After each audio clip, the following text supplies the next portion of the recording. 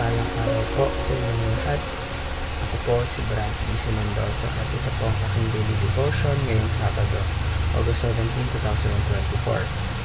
Ngayong araw po ay atin pong tatalakayin ay patungkol pa rin po sa full armor of God.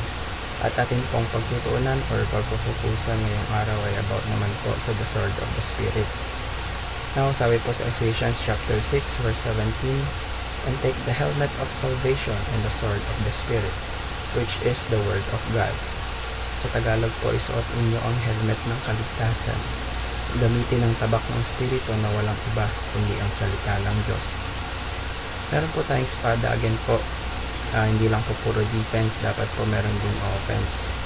And ito po yung sword of Spirit, yung tabak ng Espiritu na walang iba kundi ang salita ng Diyos na dapat pinangahawakan natin. Sandigan natin, basahan natin ang katotohanan. And yun naman po ay dadako naman po tayo sa mga katuruan na aking natutunan. Sa unang katuruan po ay Jesus strikes the internal to change the external.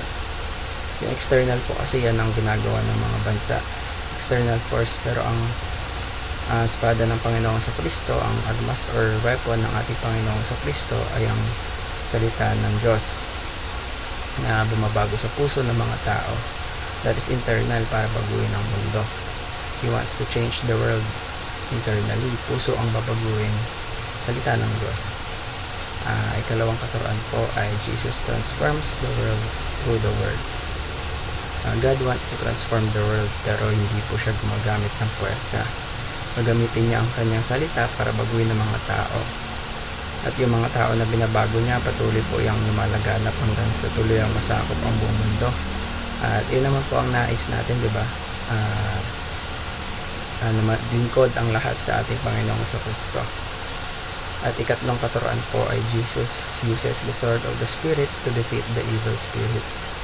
Noong nagarap po si Jesus at si Satanas, kumalala niyo po sa ating daily devotion before, ay natake po ni Satanas, tinukso niya si Jesus Christ, pero ginamit ng ating Panginoong Kristo, ginamit po ang salita ng Diyos, which is the sword of the Spirit, to counterattack and defeat Satan.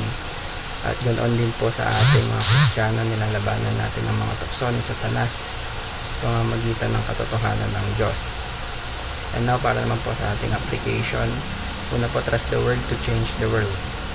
Pagtiwalaan po natin ang strategy ng Diyos na babaguhin po niya ang mundo, not by force but by His word, sa pamamagitan po ng pagbabago sa puso ng mga tao. Next po is to find your role in God's goal. Ang goal po ng Diyos, transformation of the world.